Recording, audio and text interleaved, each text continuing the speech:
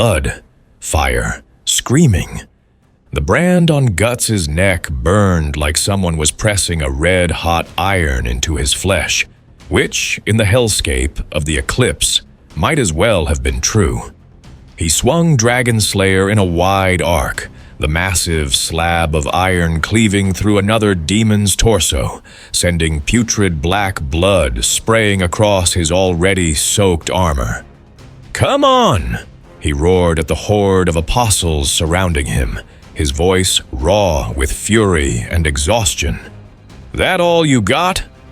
Around him, the boundary between reality and the demonic realms writhed and pulsed. Femto, floated above it all, watching with those cold, inhuman eyes. The God Hand had torn open the veil between worlds to birth their fifth member, and Guts had been fighting for what felt like hours, trying to reach Casca, trying to save someone from the slaughter of the Band of the Hawk.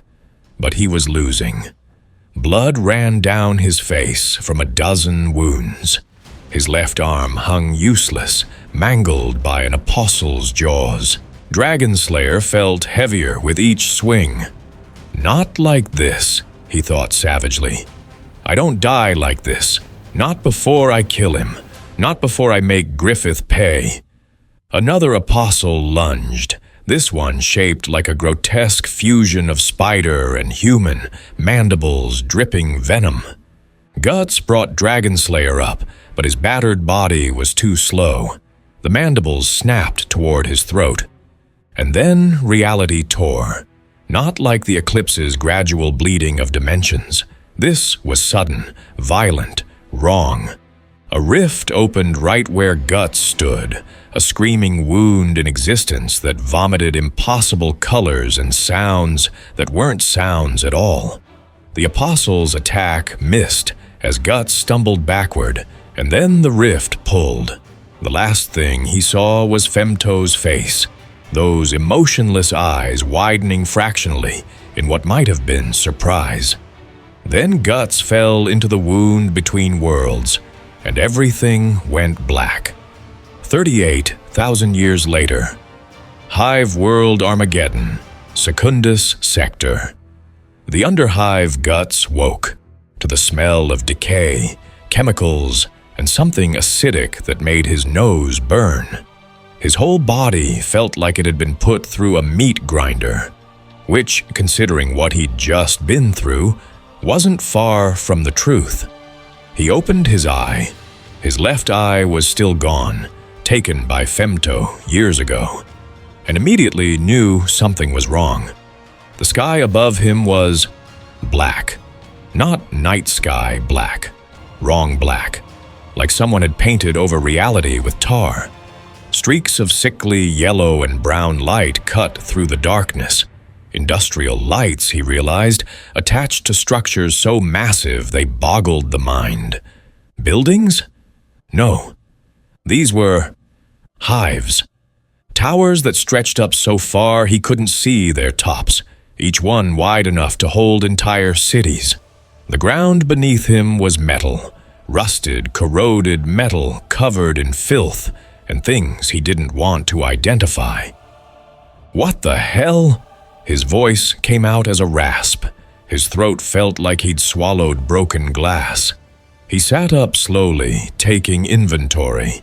Dragon Slayer lay beside him, its familiar weight a comfort in this alien place. His armor was dented, torn in places, but intact. The prosthetic cannon on his left arm was still attached. Small miracle, that.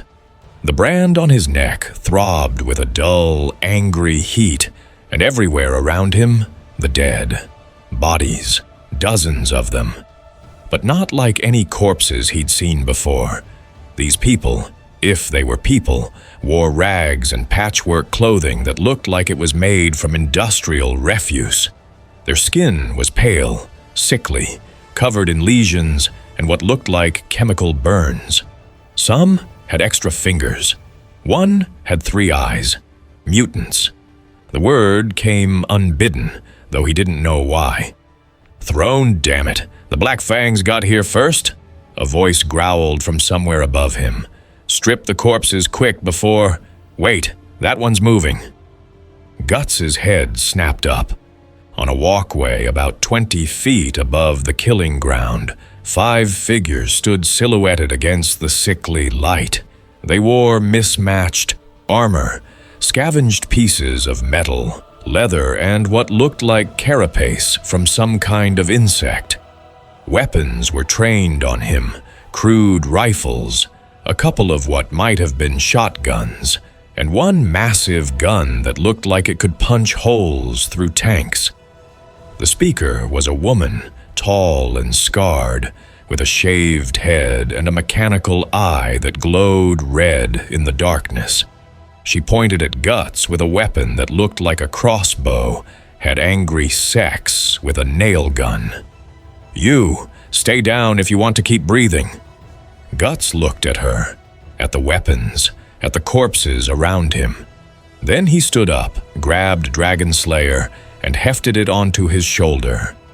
The woman's mechanical eye whirred, focusing on the sword.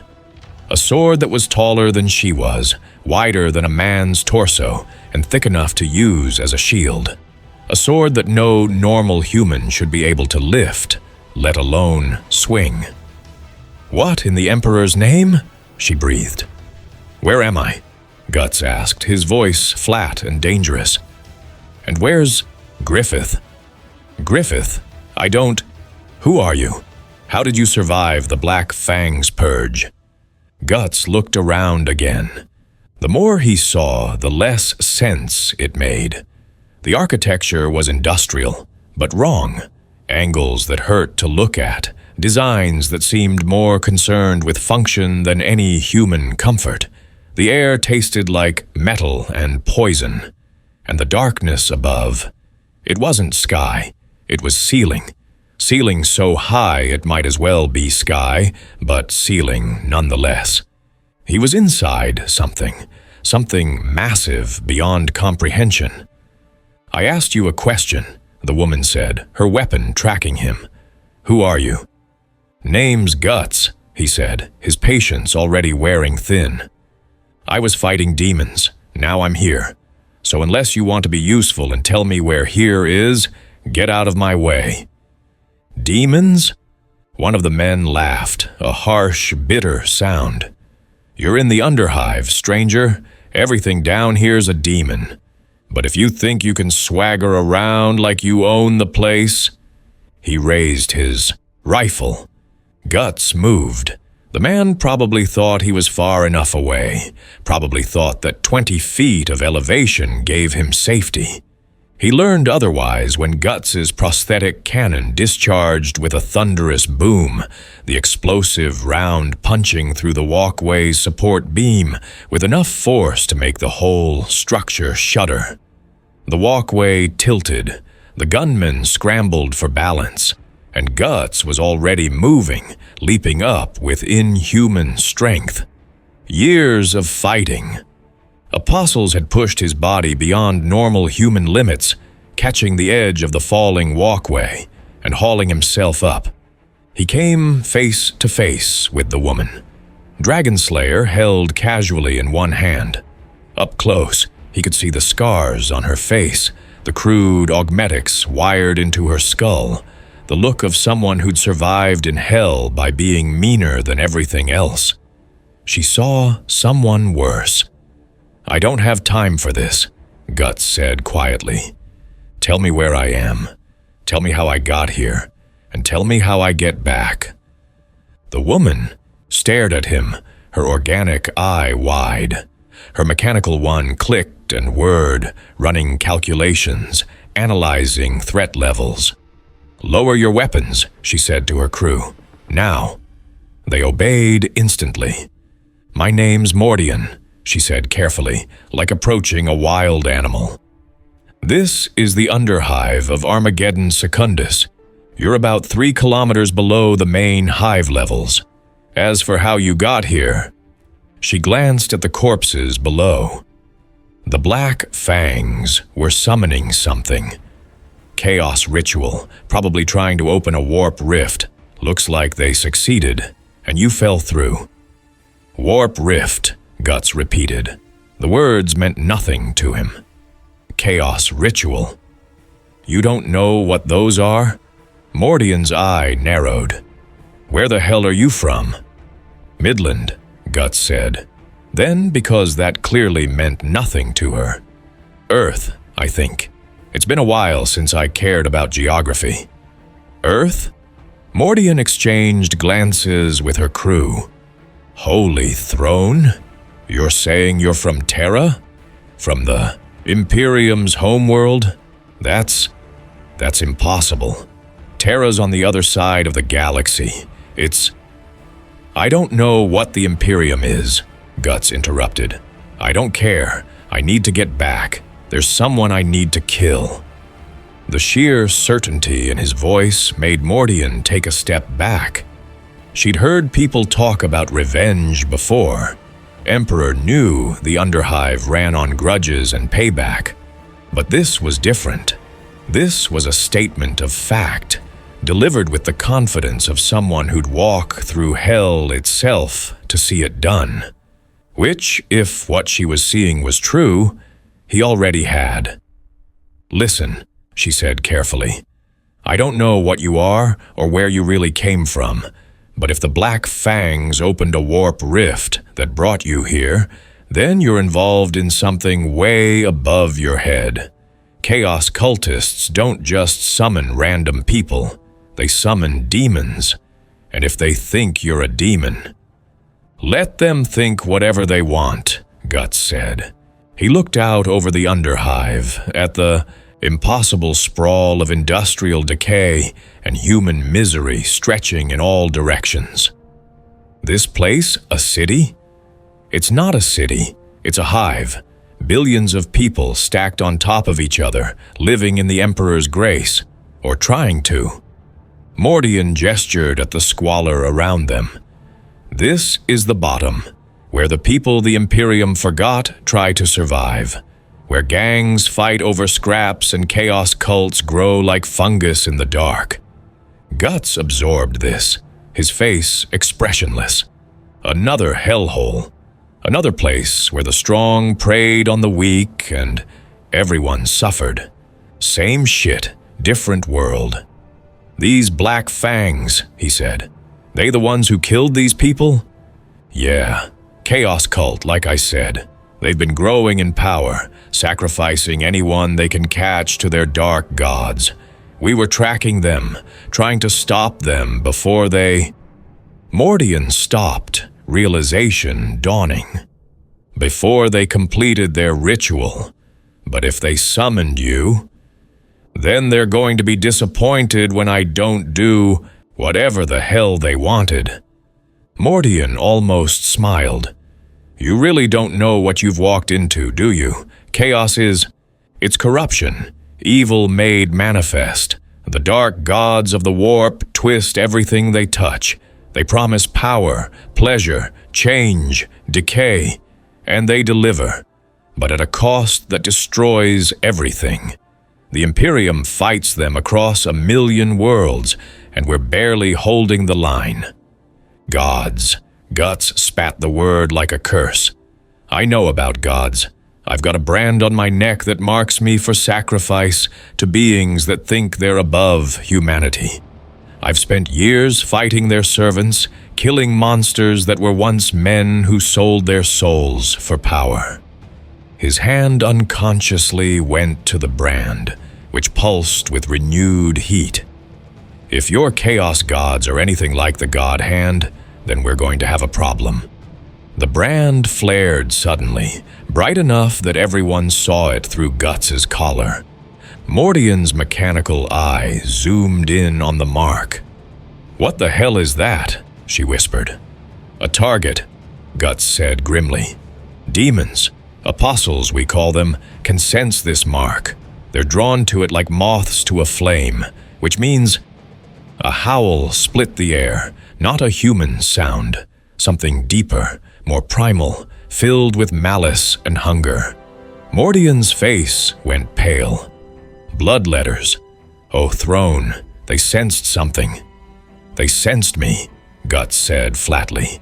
He pulled Dragonslayer off his shoulder, the blade catching the sickly light. Get your people to safety. We can fight. We've got weapons. You'll die, Guts said simply, not unkindly. I've been doing this for years. I know how this goes. Either run or get behind me and stay out of my way. Mordian had survived in the Underhive by knowing when to fight and when to listen to someone who knew better. She looked at Guts, at the massive sword, at the scars covering every inch of visible skin, at the single eye that held no fear, only grim determination. Fall back, she ordered her crew. Overwatch, positions, fire support only. They scattered, finding cover on what remained of the walkway. Mordian stayed, her crossbow gun aimed toward the darkness where the howling came from. You better be as tough as you look, she muttered. Guts didn't answer. He was already moving forward, toward the sound of approaching demons. Dragonslayer held ready. The bloodletters came like a crimson wave. They were demons of Khorne, the blood god, creatures of brass and rage with skulls for faces and swords that burned with hellfire. 8 of them, each one 9 feet tall and strong enough to tear through ceramite. They charged on legs like a hound's, howling their god's name, eager to spill blood. To them, Guts was just another mortal, just another skull for the throne. They learned otherwise. The first one reached him at a full sprint, its hellblade raised for a decapitating strike. Guts didn't dodge.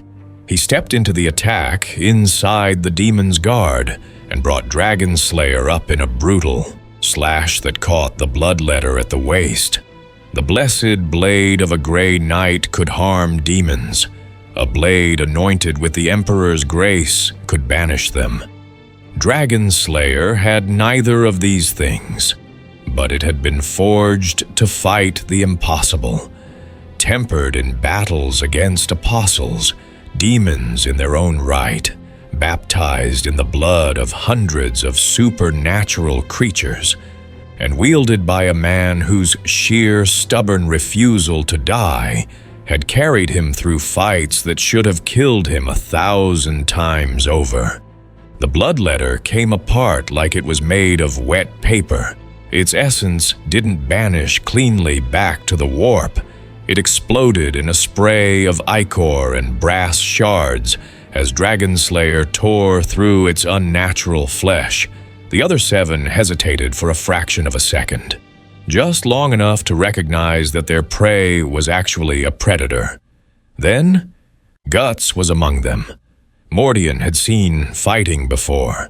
Hive gang wars, orc raids. Once, from a distance, she'd seen space marines in battle. The Emperor's angels of death, cutting through heretics like they were children. This was different. Guts didn't fight with technique or grace. He fought like a wounded animal backed into a corner, all savage ferocity and brutal efficiency. Dragonslayer moved in wide, devastating arcs that pulped anything they touched. When a bloodletter's hellblade came too close, Guts either took the hit on his armor, ignoring wounds that would have crippled normal men, or blocked with the flat of his sword, the impact sending sparks flying. His prosthetic cannon roared periodically, blowing apart demons at point-blank range. When one bloodletter grabbed his sword arm, Guts head-butted it hard enough to crack its skull face, then ripped his arm free and impaled it through the chest. It wasn't clean. It wasn't pretty. It was a slaughter set to the rhythm of Guts's ragged breathing and the meaty sounds of demonic flesh being torn apart. 90 seconds after the fight started, 8 bloodletters of Khorne lay in pieces, their essence slowly dissipating as they were pulled back to the warp. Guts stood in the center of the carnage, blood, some his, most not, dripping from his armor. His chest heaved, the brand on his neck still burned, but duller now, like the danger had passed. He looked down at Dragonslayer. The blade was slick with demon ichor, but otherwise undamaged. Good. He'd need it if there were more of these things. Behind him, Mordian and her crew stared in stunned silence. "Emperor's mercy," one of them whispered. "He killed bloodletters with a sword." Mordian was running calculations in her head. She'd been in the Underhive for 20 years. She'd seen every kind of fighter, every kind of killer, gang enforcers, rogue servitors, even the occasional renegade guardsman who'd deserted and tried to hide in the depths. This man had just killed 8 demons. Demons in close combat, with a sword, with no visible psychic powers, no blessed weapons, no imperial prayers, just rage and skill and a refusal to die. "Who are you, really?" she asked, approaching carefully. "And don't give me that just guts bullshit. Normal humans don't fight like that." Guts wiped Dragonslayer on a relatively clean piece of debris. "I told you, my name's Guts. I hunt demons, have been for years. The God Hand, 5 demon lords who rule over the others, marked me for sacrifice. Been trying to kill me ever since." He slid the sword back onto his shoulder.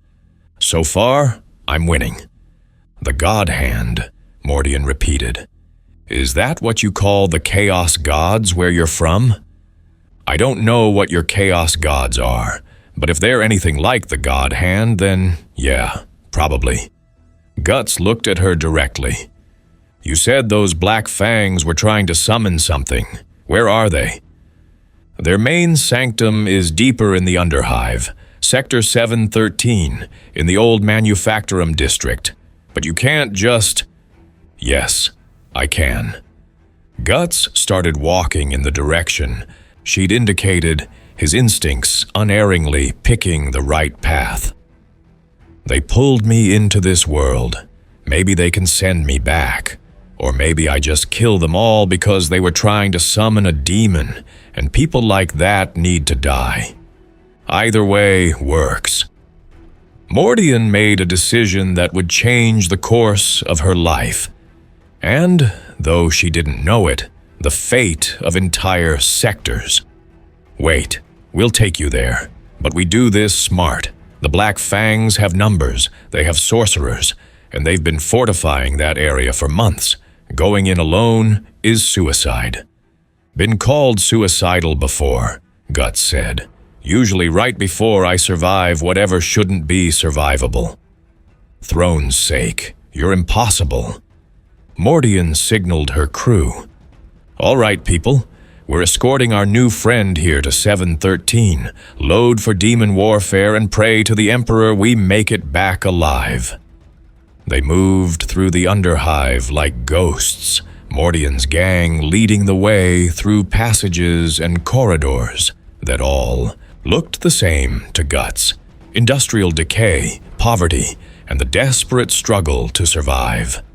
They passed huddled groups of people who shrank away from them, too scared or broken to do more than hope they weren't today's victims. Guts had seen poverty before. Midland had its share of peasants and beggars. But this was different. This was systematic, industrial-scale human misery. Billions of people living in the literal shadow of the wealthy above, forgotten and left to rot. "How long has it been like this?" he asked. "Like what?" Mordian kept her eyes on their surroundings, watching for threats. "This, all of it. Your Imperium just leaves people like this?" "The Imperium is vast beyond comprehension. 1,000,000 worlds, countless billions of souls. The Emperor protects, but his servants can only be in so many places." Her voice was flat, reciting doctrine but not really believing it. "The Underhive exists because the alternative is worse. At least here people survive." Out in the galaxy, there are Xenos that would eat you alive, chaos that would corrupt your soul, and 1,000 other threats that would end humanity in an eye blink. The Imperium is cruel, but it's all that stands between us and extinction." "Sounds like an excuse to me," Guts muttered. "Strong people making the weak suffer because it's convenient." "Maybe, but if you've got a better solution, I'm all ears." They emerged into what must have once been a massive factory floor. Rusted machinery loomed in the darkness, some of it still occasionally clanking and whirring despite centuries of neglect. The air here was thick with chemical vapors that made Guts's eye water. 713 is just beyond this, Mordian said quietly. "From here on, we need to be—" A gunshot cracked through the air. One of Mordian's crew, a young man with crude bionics and a lass rifle, jerked backward, a hole suddenly appearing in his forehead. He was dead before he hit the ground. "Ambush!" Mordian dove for cover, her Yi-Tai crew scattering. Figures emerged from the shadows, dozens of them, wearing robes decorated with 8-pointed stars and symbols that hurt to look at. Chaos cultists, Guts realized, the Black Fangs. They opened fire with a motley collection of weapons, autoguns, stubbers, a few battered lass weapons. Mordian's crew returned fire, las bolts and solid slugs cutting through the darkness. Guts didn't bother with cover. He charged straight into the enemy. The cultists had expected terrified prey, or maybe hardened fighters who duck and weave and try to find tactical advantages.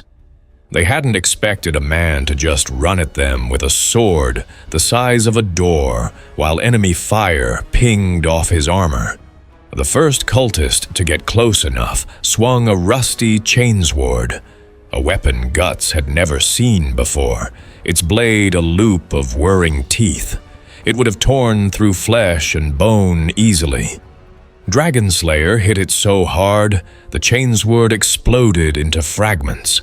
The cultist went down without a head, a split, second later. After that, it became a massacre. Guts moved through their ranks like a force of nature.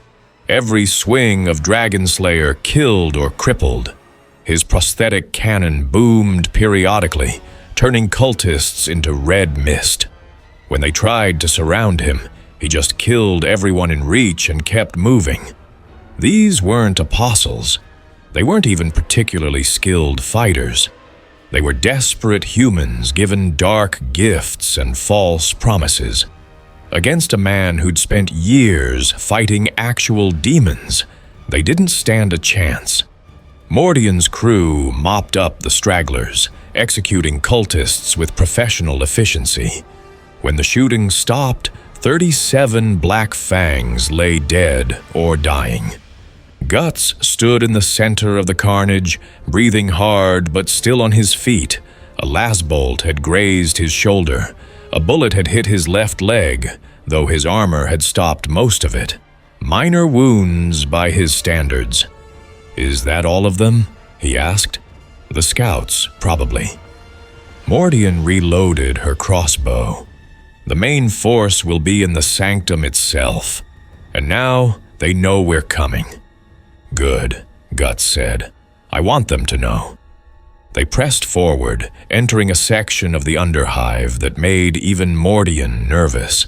The walls here were covered in graffiti, not gang tags, but prayers and blasphemies written in 6 languages. The 8-pointed star of chaos appeared everywhere, along with other symbols that seemed to shift and writhe when you looked at them too long. "We're close," Mordian whispered. "The sanctum is—" The ground beneath them erupted. A demon burst from below. Not a bloodletter this time, but something worse. A plague-bearer, servant of Nurgle, the plague god. It was rotting and pustulant, its single eye glaring with malevolent intelligence, its rusted blade dripping with diseases that could kill with a scratch. Mordian's crew opened fire. The bullets tore chunks from the plague-bearer's flesh, but it didn't slow down. It was already dead. Pain meant nothing. Guts was faster. He brought Dragonslayer down in an overhead chop that split the demon from crown to crotch. The plague-bearer's essence splattered across the ground, hissing and bubbling as it tried to maintain cohesion before finally dissipating. Nurgle's demons, Mordian breathed. They're calling on multiple chaos gods.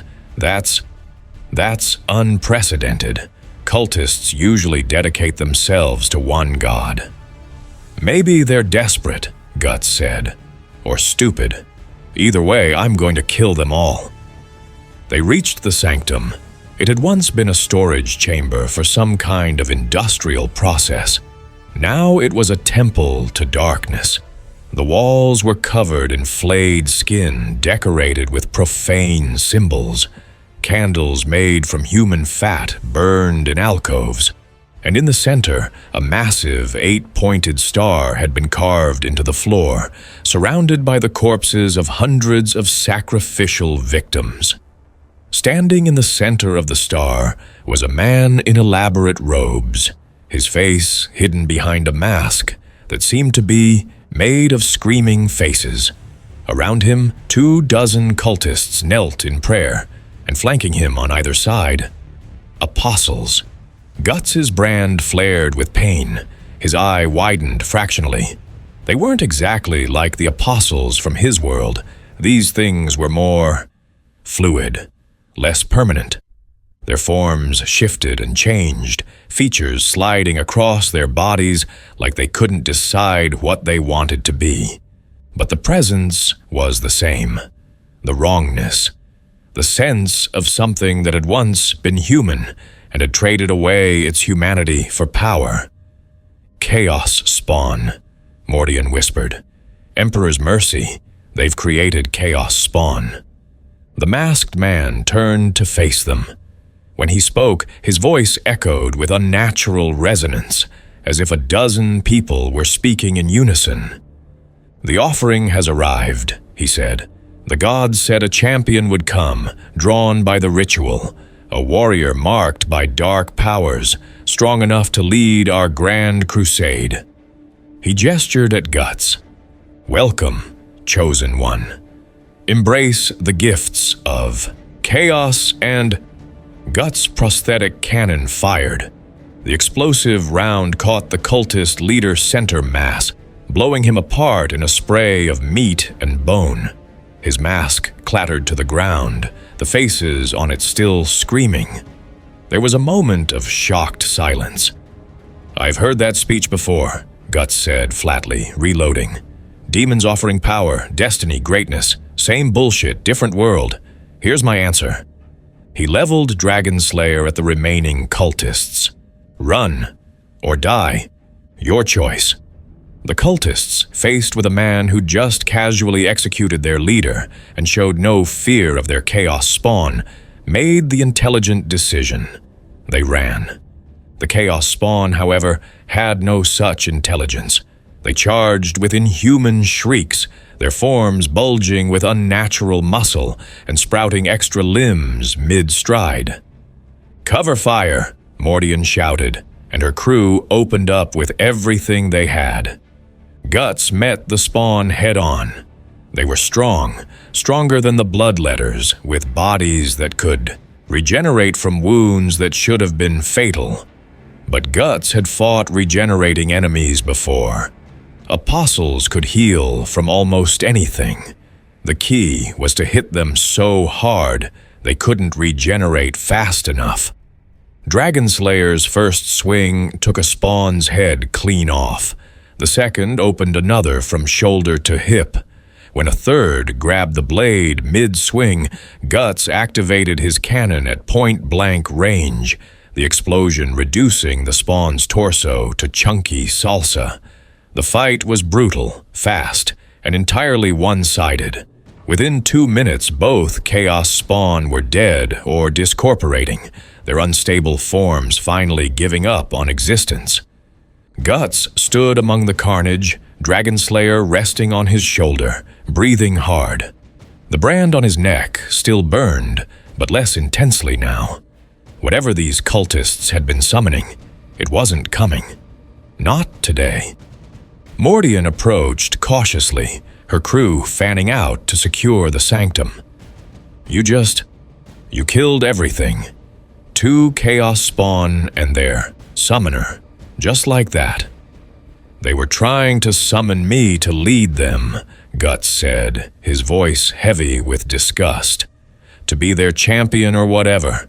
I've had enough of destiny and chosen ones and powers beyond human understanding. I make my own path. He looked around the sanctum, at the sacrificial victims, at the evidence of atrocities committed in the name of dark gods. His fists clenched. This needs to burn, he said quietly. Agreed. Mordian pulled out a small incendiary device, a melta bomb, though Guts didn't know the term. This'll bring the whole section down. We need to move fast once A new voice spoke, deep and resonant, coming from everywhere and nowhere. Impressive. The air in the sanctum grew cold. The candles flickered, and in the center of the 8-pointed star, something began to manifest. Not fully. The ritual had been interrupted, the summoner killed. But enough. A presence pushed through from the warp, forcing itself into reality through sheer will. The voice spoke again, and Guts recognized it with a cold fury in his gut. It was the same kind of voice, the same tone he'd heard from Slan, from Void, from the other God Hand members. The voice of something that considered itself above humanity, that looked at humans as insects to be used and discarded. You are not what we expected, warrior, the brand you carry. It is not of this reality, yet it marks you as familiar, as kin, in a way. I'm nobody's kin, Guts snarled, raising Dragonslayer. Show yourself so I can kill you. Laughter, like grinding stones. Kill me? Mortal, I am eternal. I am the changer of ways, the architect of fate. Your struggles, your pain, your very existence, all part of a greater plan. Tzinch, Mordian whispered, her face ashen. One of the 4 great powers. We need to go now. But Guts wasn't listening. He was staring at the manifestation, at the impossible geometry trying to force itself into reality, and all he could see was Femto. Another god thing that thought it controlled destiny, that thought it could use people like game pieces. I don't care about your plans, he said, his voice low and deadly. I don't care if you're eternal or powerful or whatever the hell you think you are. You're just another demon that needs killing. Your defiance is amusing. Perhaps there is a place for you in the grand design after all. The Blood God has his champions. The Plague Father has his. Why should I not have mine? Join me, warrior of the brand, and I will give you power beyond your imagining. Power to destroy your enemies. Power to... Guts threw Dragonslayer. The massive blade spun through the air like a throwing knife, which should have been impossible given its weight, but Guts had always been stronger than he should be, and punched straight through the center of the manifesting presence. There was a sound like reality. Screaming. The manifestation shuddered, fractured, and then collapsed. Whatever connection it had to this reality severed by the blessed iron of Dragonslayer. Silence fell. Mordian stared at Guts. Her crew stared at Guts. Even the dying cultists stared at Guts. He walked over to where Dragonslayer had embedded itself in the floor, pulled it free, and slung it back over his shoulder. I'm done listening to demons talk, he said. "Let's burn this place and get out of here." They emerged from the burning sanctum as the charges went off behind them, collapsing that entire section of the underhive. Guts stood at the edge of the destruction, watching the flames, his expression unreadable. "You just denied Tzeentch," Mordian said quietly. "One of the 4 great powers of chaos, and you threw a sword at him and told him to fuck off." "He was offering me power in exchange for service," Guts replied. "I've heard that offer before. The answer's always the same. Most people can't refuse the Chaos Gods. Their whispers, their promises, they corrupt even the strongest wills. Then most people haven't spent years being hunted by demons every night," Guts said flatly. "You get used to ignoring the voices after a while." Mordian was quiet for a long moment. Then she made another decision that would change everything. "Come with me," she said. "There's someone you need to meet." They traveled for 3 days through the underhive, Mordian leading them along hidden routes and through gang territories she'd made deals with. Guts drew stares wherever they went. The massive sword, the scarred armor, the single eye that missed nothing. But mostly, people stared because of the aura he carried. That sense of wrong that made people's instincts scream to get away. The brand marked him, but more than that, his years of fighting the supernatural had left their mark. He moved through the world like a man who died and come back, and everyone could sense it. Finally, they reached a section of the underhive that was different, cleaner, more organized. Guards in actual uniforms stood, watch at checkpoints. People moved with purpose instead of desperation. "Welcome to the Redemption Quarter," Mordian said. "Run by the Redemptionists, religious zealots who think the Imperium's gotten too soft on heretics. They're fanatics, but they keep their territory safe and relatively stable." She led Guts to a fortified building that looked like a combination of church and fortress. Inside, the walls were covered in imperial icons and prayers written in High Gothic. And in the main hall, standing before a massive statue of the Emperor, was a man in powered armor. He was huge. Not Space Marine huge, but close. 7 feet tall, built like a tank, wearing armor that hummed with power. His face was craggy, scarred, and his eyes had the look of someone who'd seen too much and refused to look away. When he saw Guts, those eyes widened fractionally. "Mordian," the man said, his voice like grinding gravel. "What have you brought me?" "This is Guts," Mordian said. "He killed 30 Black Fang's cultists, 2 Chaos Spawn, a pack of bloodletters, and threw a sword at a manifestation of Tzeentch. And he's not from this world." The man studied Guts for a long moment. "My name is Grimaldus. I am a chaplain of the Black Templars, the Emperor's Space Marines, warriors created to defend humanity from its enemies." He paused. "And you are the most peculiar thing I have encountered in a very long time." "Space Marines?" Guts repeated. "What the hell is that?" Grimaldus almost smiled. "Sit. This conversation will take some time."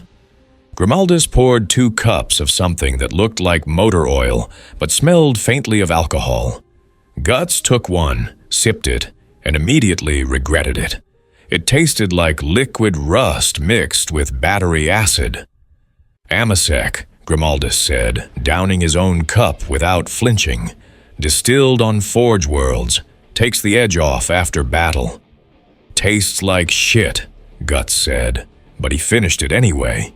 He'd drunk worse in taverns across Midland. They sat in what Grimaldus called his meditation chamber, a room filled with weapons, armor pieces, and religious iconography. Skulls were a prominent decorative choice. Guts had to admit, it felt almost homey in a morbid sort of way. "Mordian says you're not from this world," Grimaldus began. "That you came through a warp rift summoned by cultists. If warp rift means demon portal, then yeah." Guts set down his cup. "I was fighting demons, apostles, in my world when something pulled me through. Ended up here. Now I need to get back." "Why?" The question was simple, direct. Guts appreciated that. "Because there's someone I need to kill," he said flatly. "Someone who betrayed everyone I cared about, who sacrificed my comrades to become a demon himself. I've spent years hunting him and his kind. I'm not stopping now." Grimaldus nodded slowly. "Revenge? I understand that drive. The Black Templars have prosecuted vengeance crusades that lasted centuries." He leaned forward, his massive frame making the chair creak. "But tell me, Guts, what happens after you kill this betrayer? What then?" Guts was quiet for a moment.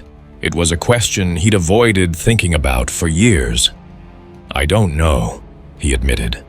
"Haven't let myself think that far ahead. Every day is about survival, about getting stronger, about making sure I live long enough to put my sword through Griffith's heart." "Griffith, that's his name?" "Yeah." The name tasted like poison. "He was my friend once, my commander, the person I trusted most in the world. Then he sold us all out to become a god demon. Watched while his new demon friends tore apart the Band of the Hawk, our mercenary company. Hundreds of people. Good fighters. Friends." Guts' fist clenched. "I survived. One other person survived, and I've been killing demons ever since." Grimaldus was silent for a long moment, studying Guts with those hard eyes. "You carry a wound that will never heal," he said finally. "I recognize it. I've seen it in warriors who survive when their brothers fall. Survivor's guilt mixed with rage, forged into a weapon that cuts both ways." He stood, walking to a wall where dozens of weapons hung. "The Emperor teaches that suffering can be holy, that through pain we are tested, that through struggle we prove our worth." "I don't believe in holy suffering," Guts said. "I believe in killing the things that cause suffering." Grimaldus actually smiled at that, a brief, fierce expression. "Then you would fit well among the Black Templars. We are not subtle warriors. We do not debate theology or philosophy. We find the Emperor's enemies, and we destroy them utterly." He pulled a bolt pistol from the wall, checked it, then set it back. "But there is a problem with your situation." "Just one?" "The warp, the dimension from which demons emerge, does not work like normal space. Time flows differently there. Distances are meaningless. The cultists who summoned you likely had no control over what they were pulling through. You could have come from any point in your world's history, any location, and sending you back." He shook his head. "It would require a navigator, possibly a sanctioned psyker, and resources the Redemption Quarter does not have. So I'm stuck here. For now, but..." Grimaldus held up a hand before Guts could respond with violence. "There may be options. The Black Templars are fleet-based. We travel the galaxy on eternal crusade, bringing the Emperor's justice to his enemies.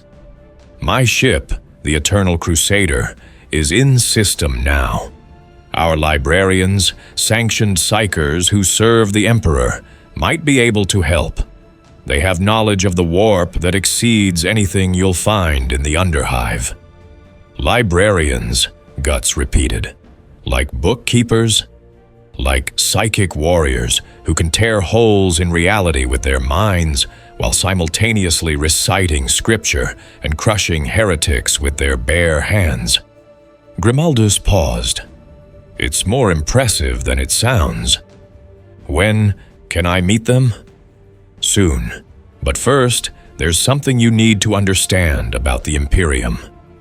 Grimaldus sat back down, his expression growing grave. This is not a kind galaxy, Guts. Humanity is beset on all sides. Alien races that would exterminate us, chaos cults that would corrupt us, demons that would consume our souls. The Imperium is vast, cruel, and often unjust, but it is all that stands between humanity and extinction. I've heard this speech already, Guts said. Mordian gave me the basics. Strong empire, lots of enemies, everyone suffers, but it's for the greater good. It's more than that. The Imperium is faith made manifest. 10,000 years ago, the Emperor, the greatest human who ever lived, led humanity to the stars.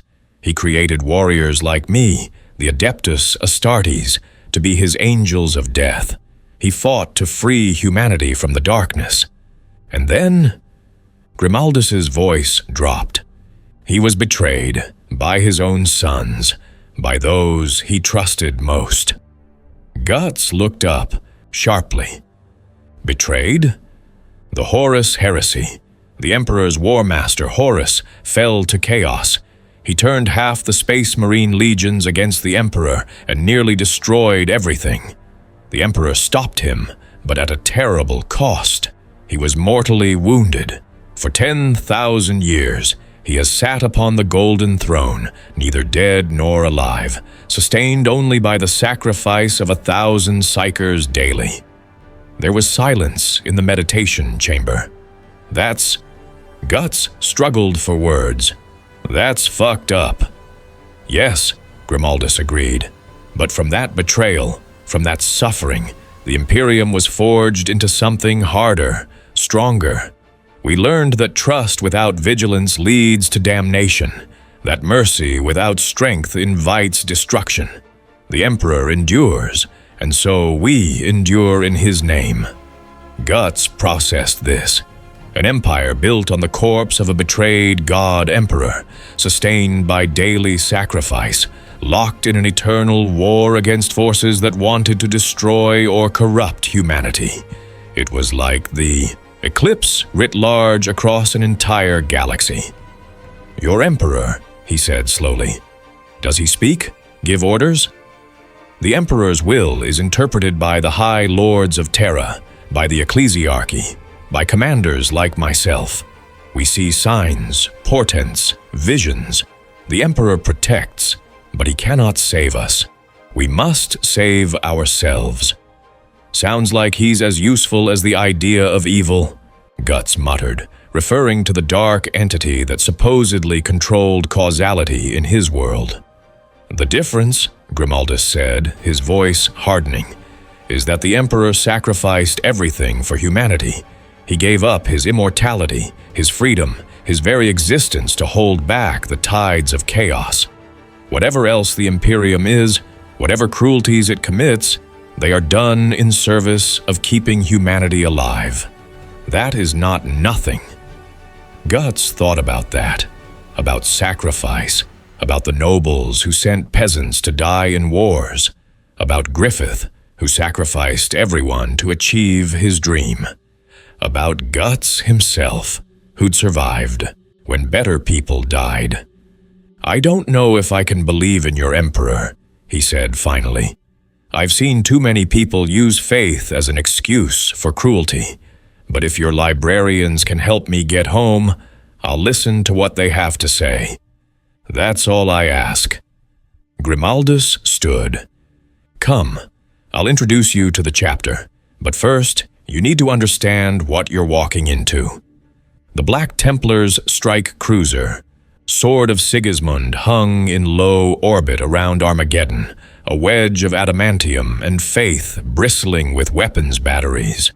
Grimaldus had arranged transport up from the Underhive, a Thunderhawk gunship that screamed through the polluted atmosphere, with Guts strapped into a harness that was clearly not designed for someone his size.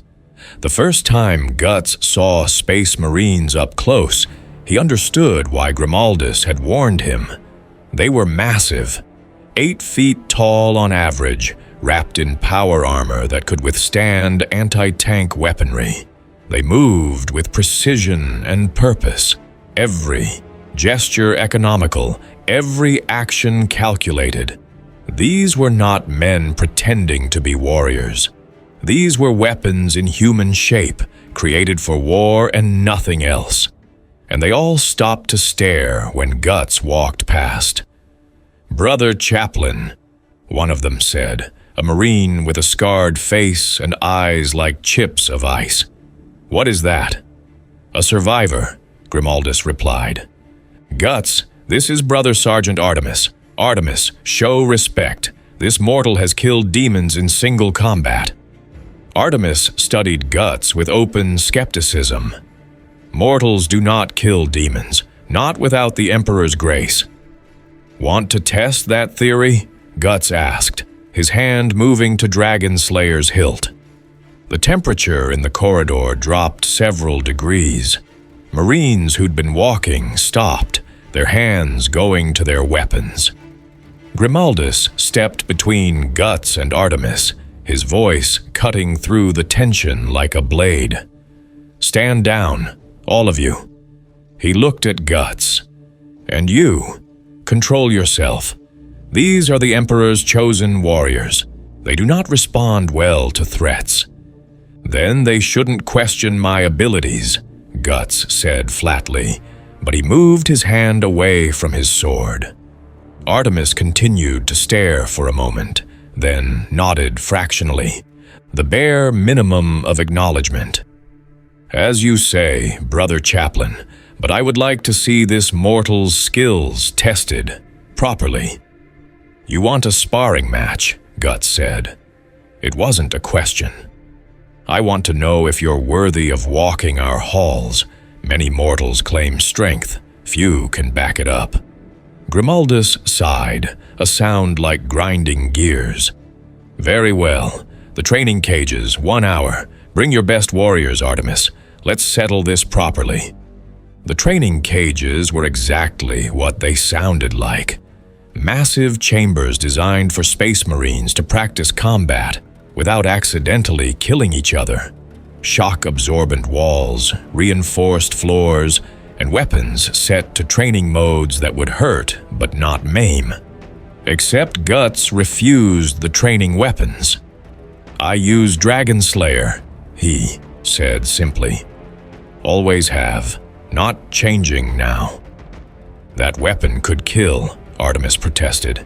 "Even a Space Marine could be seriously injured by a blade that size if wielded with sufficient force."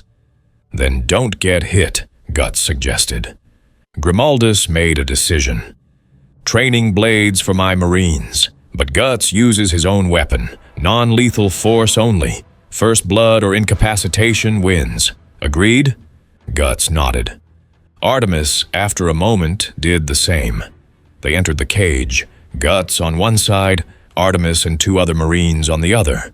3-on-1 odds, because apparently, even with their enhancements, the Black Templars weren't stupid enough to think one of them alone could handle whatever this scarred mortal was. Grimaldus stood outside the cage, his arms crossed. "Begin." Artemis moved first, closing the distance with superhuman speed.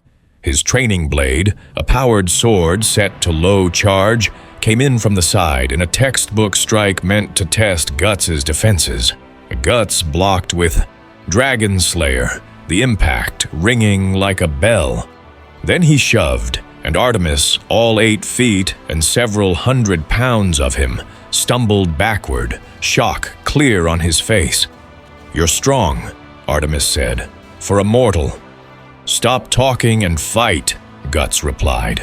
The other 2 Marines attacked simultaneously, their coordination perfect, one high, one low, pincer movement designed to force the opponent into an impossible defense.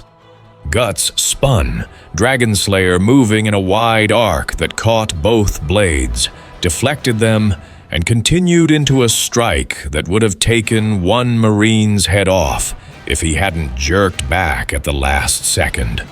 The blade still caught his pauldron, denting the ceramite with a shriek of tortured metal. "Thrown!" the Marine swore, stumbling back. Artemis used the opening, lunging with his training blade aimed at Guts's exposed side. It was a perfect strike, the kind that would have ended most fights. Guts took it. The blade scored across his armor, cutting through the reinforced leather, but not deep enough to wound seriously. And while Artemis was committed to the strike, Guts brought his prosthetic arm up and fired. The cannon, loaded with a rubber training round instead of explosives, caught Artemis in the chest at point-blank range. The impact was enough to send the Space Marine flying backward into the cage wall with a thunderous crash. Artemis slumped to the ground, the wind knocked out of him, his armor smoking from the impact. The other two Marines attacked with renewed fury, honor and pride, demanding they avenge their sergeant. They came at Guts with everything they had: enhanced speed, centuries of training, tactical acumen honed across 100 battlefields. Guts had been fighting for his life since he was 15. He'd survived the Eclipse. He'd killed apostles, faced the God Hand, and carved his way through supernatural horrors that would have broken lesser men.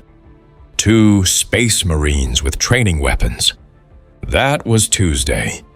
He fought them, like he fought everything, with brutal efficiency and absolute refusal to yield.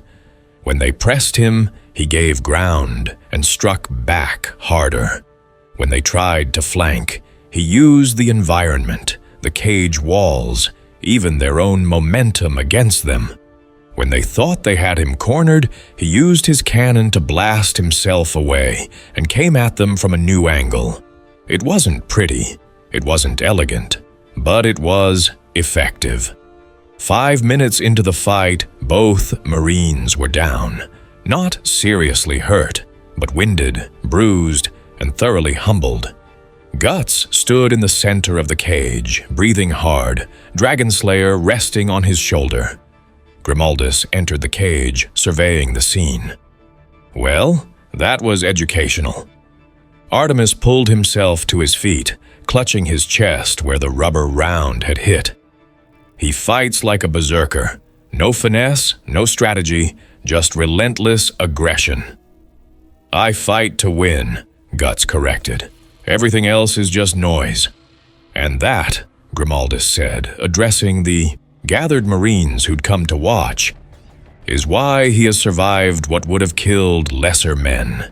He does not fight fair. He does not fight clean.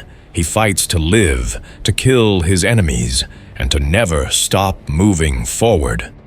The chaplain turned to Guts. "You have proven yourself. Any Marine who questions your abilities again will answer to me." There were nods of acknowledgement from the assembled Black Templars. Respect, if grudging.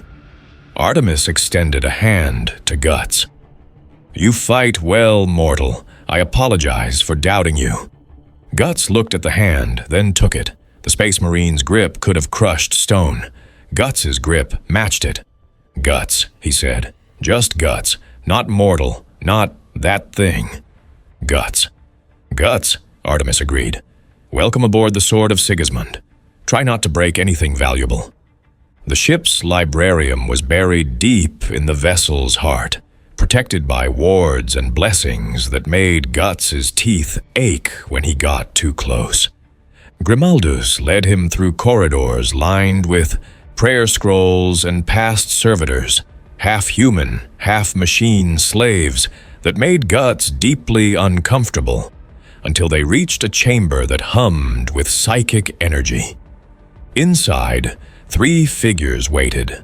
They wore armor like the other Marines, but theirs was decorated with esoteric symbols and psychic dampeners. Their eyes glowed with inner light, and the air around them shimmered with barely contained power. The lead librarian was named Erasmus, and when he looked at Guts, his expression became very still. "By the Emperor," Erasmus breathed. "What are you?" "That's the second time someone's asked me that today," Guts said. "I'm human, just a really stubborn one." "No." Erasmus approached slowly, his psychic senses extended. "You are marked, branded by something from beyond the veil. I can see it, a sigil burned into your very soul, connecting you to something enormous, something that exists outside this reality's natural order." The brand on Guts's neck throbbed. He resisted the urge to touch it. "The God Hand," he said. 5 demon lords in my world.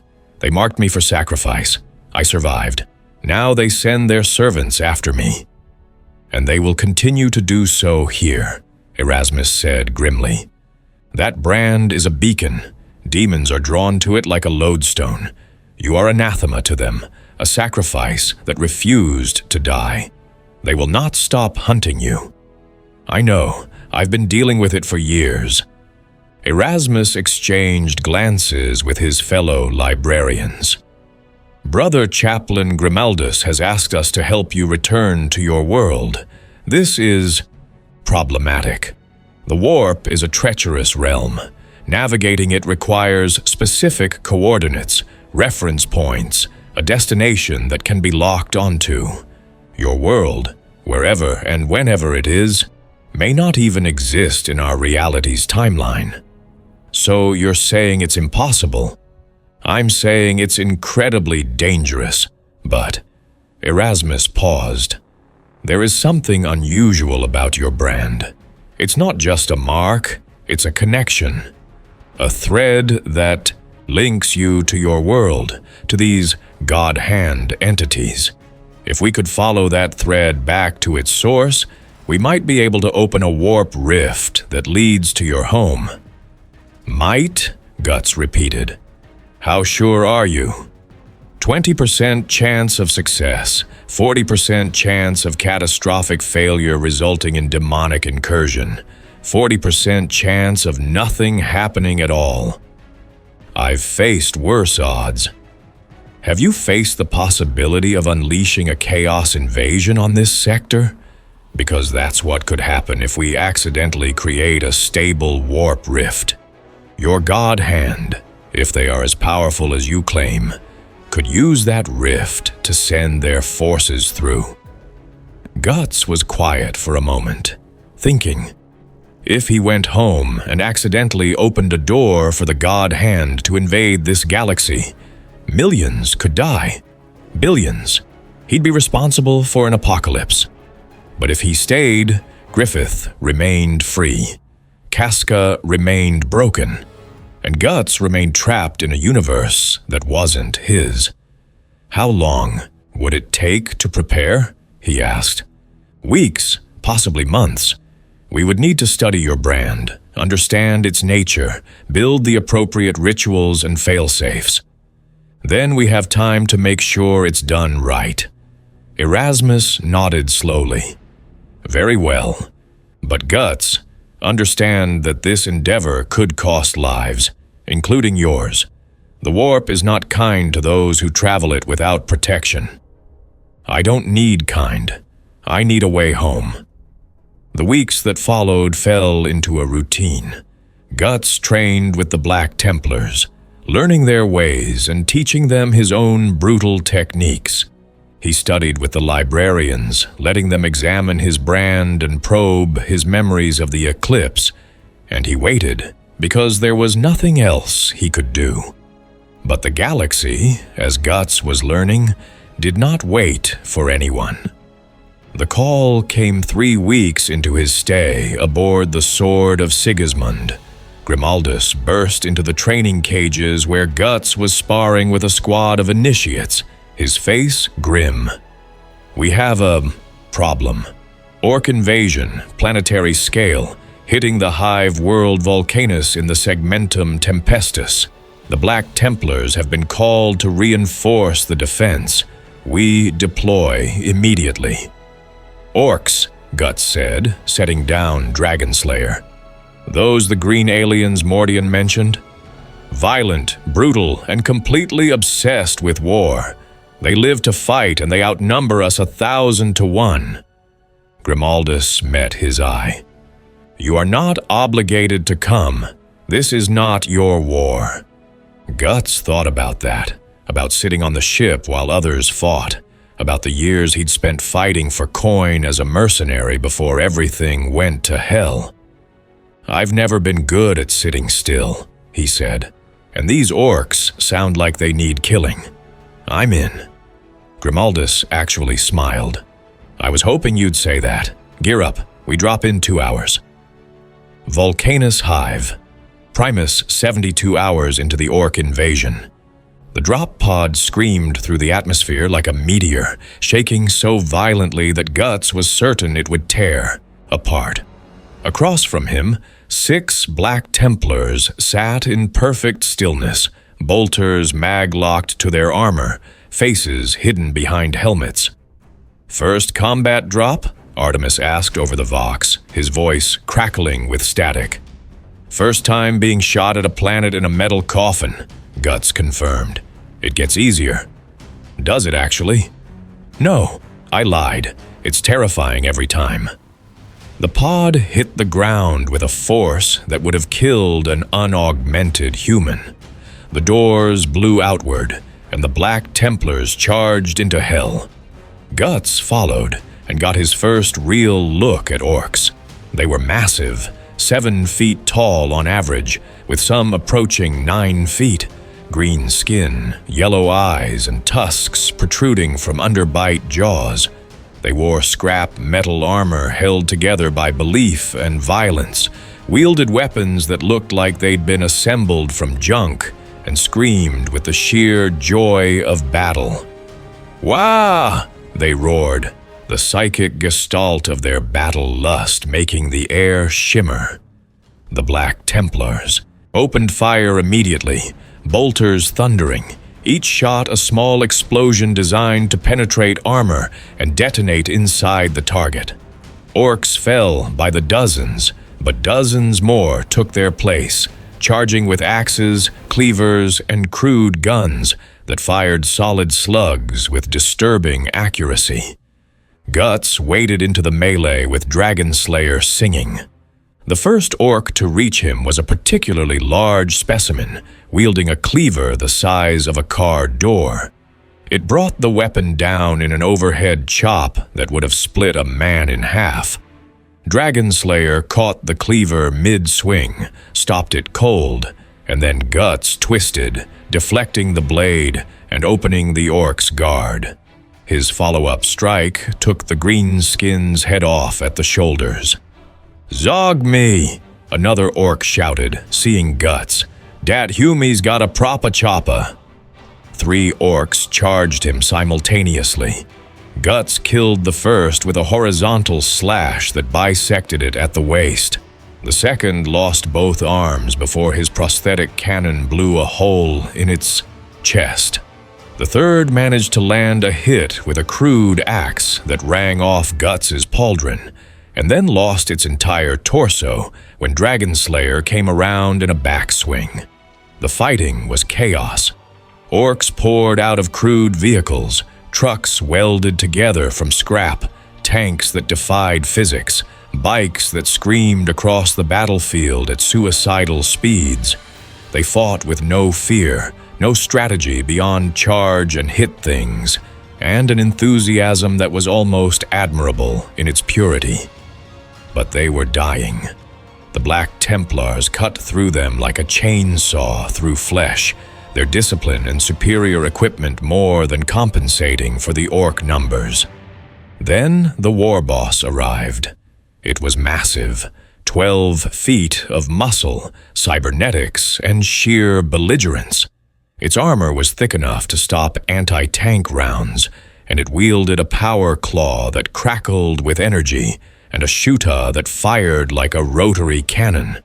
When it roared, every orc on the battlefield responded with renewed fury. "That's day one!" The war boss bellowed, pointing at Grimaldus with its power claw. "Da big Humy and spiky armor, I'm gonna crump you first." "Then come and try, Xenofilth," Grimaldus roared back, raising his Crozius Arcanum, a massive ceremonial weapon that crackled with power. The war boss charged. Grimaldus met it head-on. The two titans crashed together with a sound like a car accident, power claw against Crozius, faith against brutality. Guts, meanwhile, was carving through the orc horde, working his way toward the war boss. He could see Grimaldus was holding his own, but barely. The war boss was stronger, faster than it had any right to be, and its armor was shrugging off hits that should have crippled it. An orc the size of a small car blocked his path, wielding two choppas and grinning with feral joy. "You look like a proper scrap," the orc shouted. "Let's see if you bleed good." Guts didn't bother responding. He just attacked. The orc was fast, faster than anything that size should be. Its choppas came at Guts from multiple angles, each strike capable of tearing through armor. Guts blocked, parried, and gave ground, studying his opponent's pattern. Then he saw the opening. The orc overextended on a heavy swing.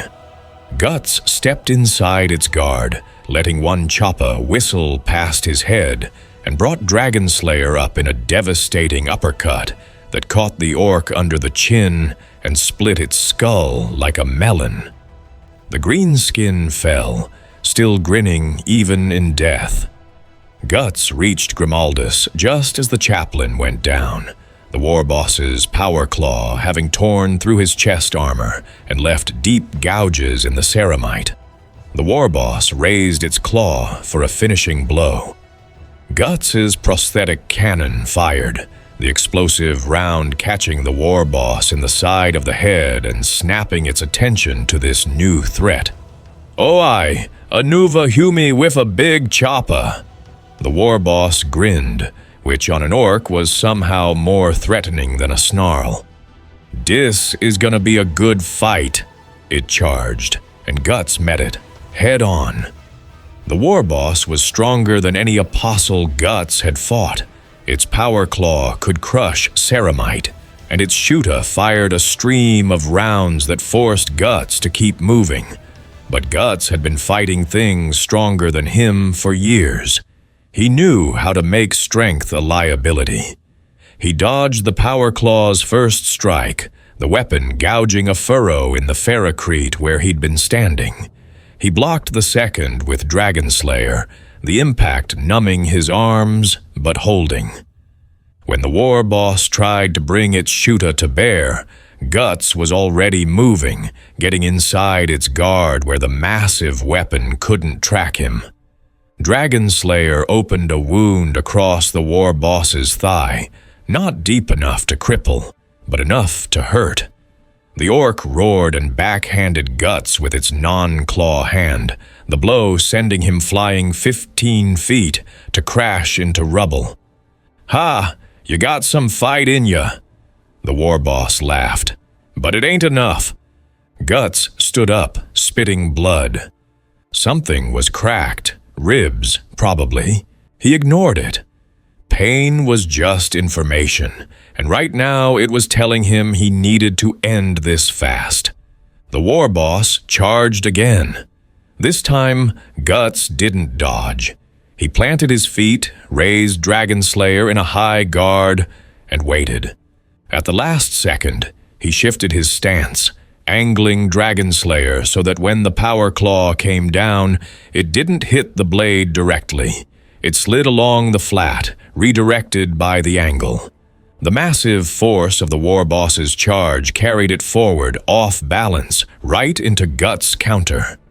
Dragonslayer came around in a horizontal arc, powered by every ounce of strength Guts had. The blade caught the war boss at the neck, where its armor was weakest, and carved through. The war boss's head tumbled to the ground.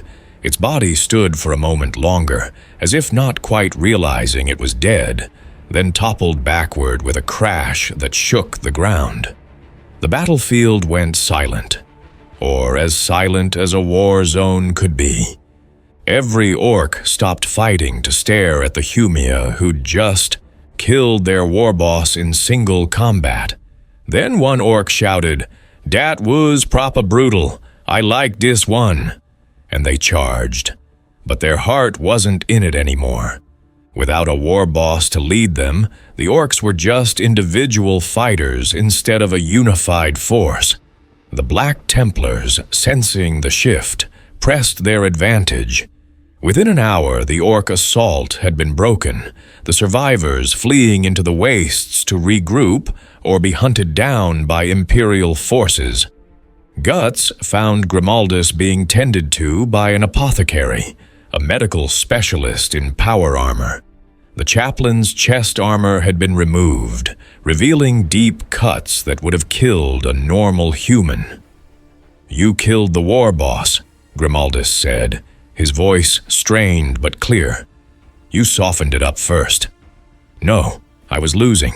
You saved my life." Grimaldus met his eye. "That is a debt I will not forget. Don't worry about it. You've been helping me. Figure we're even." Grimaldus almost laughed, then winced as the motion pulled at his wounds. "Even, yes. I suppose we are." He gestured for the apothecary to step back. "Listen, Guts, what you did today, killing that war boss, it will be noticed. Word will spread. A mortal who fights like a space marine, who kills orc war bosses in single combat. People will take interest." "What kind of people?" "The kind you don't want interested in you." Grimaldus's expression grew serious. "The Inquisition. The Emperor's holy inquisitors who root out heresy and corruption. They hear about a man marked by chaos who fights with impossible skill, and they'll want to know if you're a threat." "Let them come," Guts said. "I've dealt with witch hunters before. These aren't witch hunters. These are beings with absolute authority who can order entire worlds burned if they suspect taint. And your brand? Guts. That will make them very suspicious." Guts touched his neck where the brand throbbed. "So what do you suggest?" "We complete the ritual to send you home as quickly as possible, before the Inquisition arrives, because if they get their hands on you—" Grimaldus didn't finish the sentence. He didn't need to. 2 weeks later, aboard the Sword of Sigismund, the librarium had been transformed into a ritual chamber. Psychic wards covered every surface. Blessed candles burned at precise intervals. And in the center of it all, a massive circular diagram had been inscribed into the floor using materials Guts didn't want to know about. Erasmus and his fellow librarians stood at 3 points around the circle, their psychic energy building to dangerous levels. The air crackled with power, and Guts could feel reality getting thin, like fabric stretched too tight.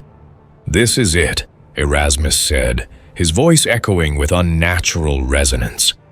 "We're going to use your brand as an anchor, following its connection back to your world. Once the rift opens, you'll have maybe 30 seconds to get through before it collapses." "And if it doesn't collapse?" Grimaldus asked, standing beside Guts. "Then we'll have a warp rift leading directly to wherever these God-hand entities reside, which would be unfortunate." "Unfortunate," Guts repeated. "That's one word for it." "Are you ready?" Erasmus asked. Guts looked at Grimaldus, at Artemis, and the other Marines who'd gathered to see him off at the ship that had been his home for the past month and a half. "Yeah," he said. I'm ready." He stepped into the circle. Immediately, his brand flared with agony, burning hotter than it ever had. He gritted his teeth and stayed standing. The librarians began to chant in a language that predated the Imperium, their voices harmonizing in ways that human vocal cords shouldn't be able to produce. The diagram began to glow, first with a soft white light, then brighter, harsher, until Guts had to squint against the glare. Reality tore. The rift opened above him, a swirling vortex of impossible colors and geometry that hurt to look at directly. Through it, Guts could see something, glimpses of a different world, medieval castles, a forest. Was that Midland? "Go!" Erasmus shouted, his voice barely audible over the roar of the warp. "Now!" Guts grabbed Dragonslayer and ran for the rift. His brand was screaming, every step agony, but he pushed through. Behind him, he heard alarms blaring, heard someone shouting that the rift was destabilizing, that something was coming through. He dove into the vortex and fell into the space between worlds. The warp. Time didn't exist here.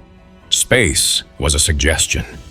Guts floated, or fell, or flew, he couldn't tell, through a realm where physics was negotiable, and reality was whatever the dominant will decided it should be. And everywhere, watching him with countless eyes, were the demons of chaos. They couldn't reach him, not yet, not while he was in transit, but they wanted to.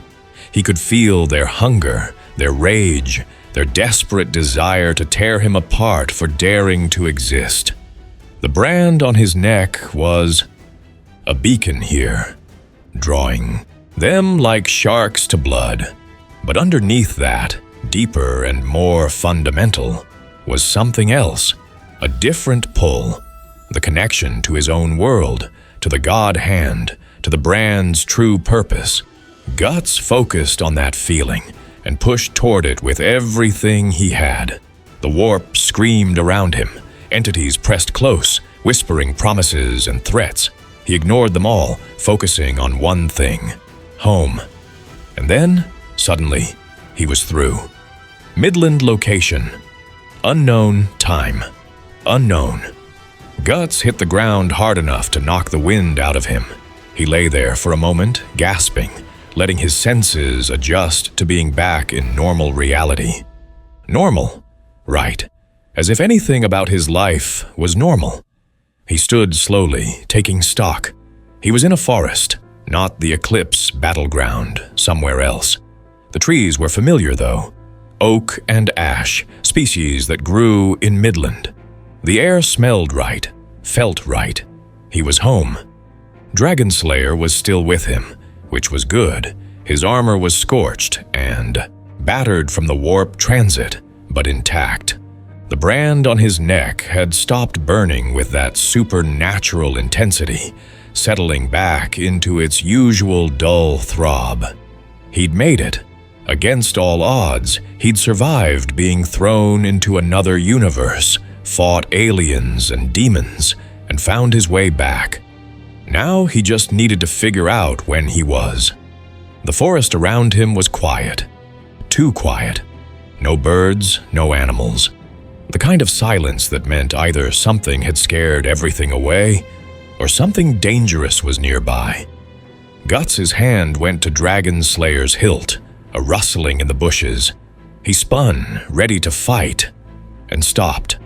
A young girl emerged from the undergrowth, maybe 12 years old, with long dark hair and eyes that had seen too much. She wore simple peasant clothing and carried a small knife that wouldn't defend her against much of anything. She saw Guts and froze, her face going pale. Please," she stammered. "I don't have anything valuable. Don't hurt me." Guts slowly removed his hand from his sword.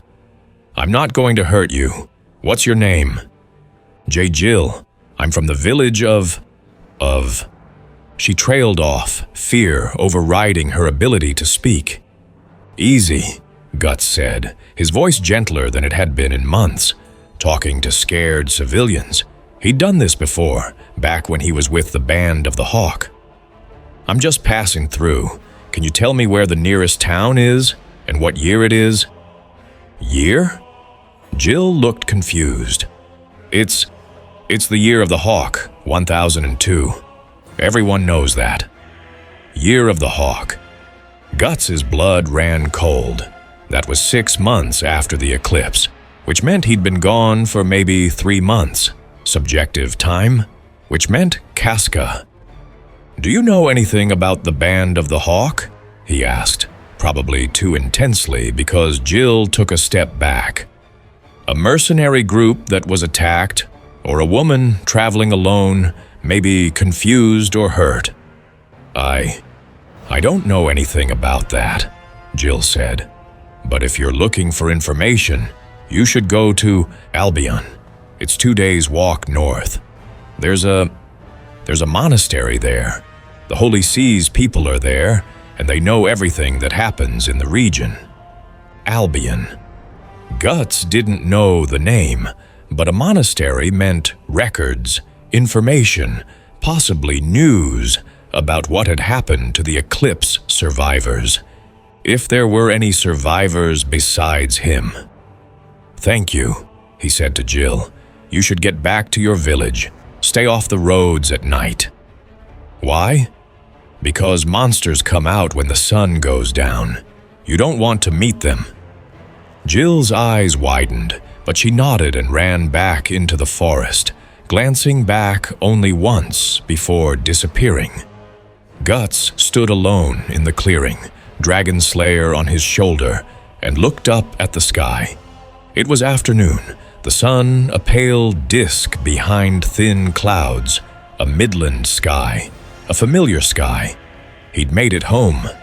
Now came the hard part, finding out what had happened while he was gone, tracking down any leads on Casca, and eventually, inevitably, hunting down Griffith and the God Hand. But as he started walking north toward Albion, a thought occurred to him. He'd left the 40K universe, but he'd left his mark there. The Black Templars would remember him. Grimaldus would tell the story of the mortal who fought like a space marine. And somewhere in the Imperium's vast records, a note would be made about the branded warrior who killed orc war bosses and defied chaos gods.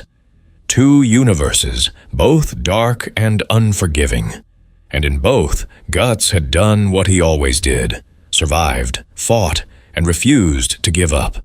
As he walked through the forest, his brand throbbed once, and for just a moment, he thought he felt something else. A distant presence, watching from impossibly far away. The sensation of the warp, maybe, or the God Hand sensing his return. Let them come. Guts was ready. He'd survived one grimdark universe. His own universe didn't stand a chance. Epilogue. Echoes across reality. Aboard the Sword of Sigismund, Grimaldus stood in the librarium, looking at the scorched circle where the ritual had taken place. The rift had collapsed seconds after Guts went through, and for a moment, something had tried to come back the other way. Something with yellow eyes and an overwhelming presence of malice. Erasmus had sealed the rift with the last of his strength, burning out half the psychic wards in the process. Now the librarian lay in the apothecarian, recovering from psychic shock. "Do you think he made it?" Artemis asked, standing beside the chaplain. "Yes," Grimaldus said with certainty. "That man doesn't know how to quit. He made it home, and Emperor help whatever stands between him and his revenge." "Should we record this? His time with us?" Grimaldus considered. The Inquisition would want to know about a branded warrior who could kill demons and vanish into the warp, but they would also want to hunt him down to determine if he was a threat. No, Grimaldus decided. Let the official records show that we fought orcs on Volcanus and won. Nothing more. Guts deserves his privacy, and the Imperium doesn't need to know about every anomaly that crosses our path. As you say, Brother Chaplain. They stood in silence for a moment. He was something, though, Artemis said quietly. A mortal who fought like us, like he was born for war and never learned to stop. He was a survivor, Grimaldus corrected. The most dangerous kind. The kind that refuses to die no matter what the universe throws at them. He turned away from the circle.